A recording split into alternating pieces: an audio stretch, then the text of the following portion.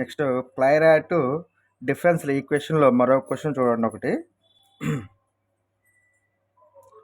sin px cos y is equal to cos px sin y plus p. మనం ఏం చేయాలి, దీన్ని solve చేయాలి. sin px cos y is equal to cos px sin y plus p solve చేయాలి. ఇక్కడ p is equal to dy by dx. So therefore solution ఏంటంటే ఇది p అంటే dy by dx ఉంది కాబట్టి given differential equation is sin px cos y is equal to cos px sin y plus p. ఇచ్చినటువంటి question రాశాను. ఇక్కడ చూడండి, sin px cos y is equal to cos px sin y ఉంది కదా. ఈ cos px sin yని మనం ఏం చేద్దామంటే ఈజ్ ఈక్వల్ యువతలకు పంపించేద్దాం.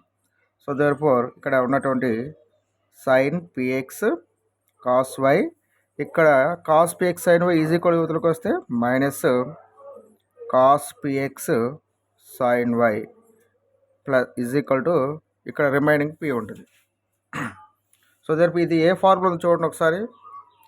sin px cos y minus cos px sin y. ఇక్కడ చూడండి, sin a cos p minus cos a sin b. Trigonometric ఫార్ములాలో sin a cos b minus cos a sin b. ఇక్కడ a అంటే ఎంత మనకి px, b అంటే ఎంత మనకి y. So therefore sin a cos b minus cos a sin b ఎంత is equal to sin a minus b formula. sin a minus b formula.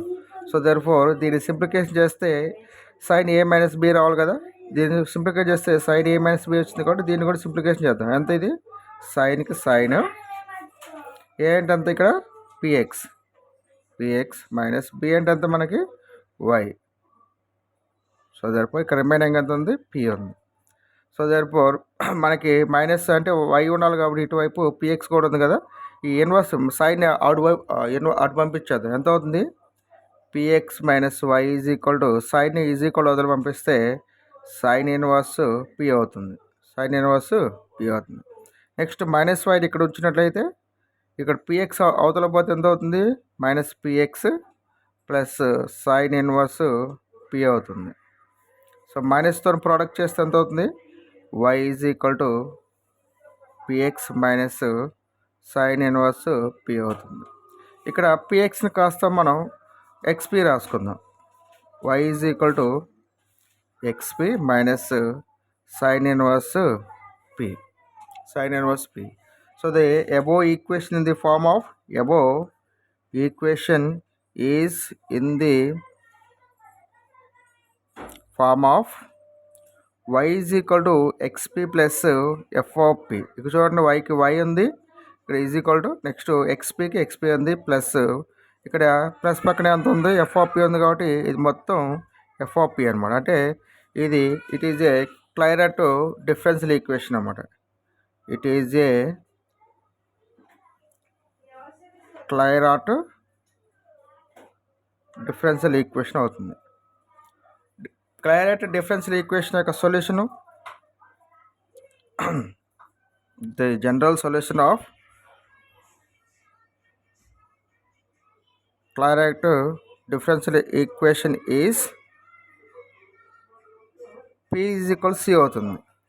క్లైరాట్ differential equation యొక్క solution ఎంత అవుతుంది, p is equal c అవుతుంది. So therefore ఇక్కడ ఈ సమీకరణంలో మనం ఏం చేద్దాం, p is equal to c substitute చేద్దాం. So therefore from 1 y is equal to xc minus sine inverse c. It is required solution. It is required solution. ఓకేనా. ఇక్కడ సైన్ px cos y is equal cos px sin y plus p అనమాట. ఇది క్లైరాట్ differential ఈక్వేషన్లోకి వస్తుంది అన్నమాట. ఇది క్లైరాట్ differential ఈక్వేషన్లో మార్చుకోవాలి ఇది.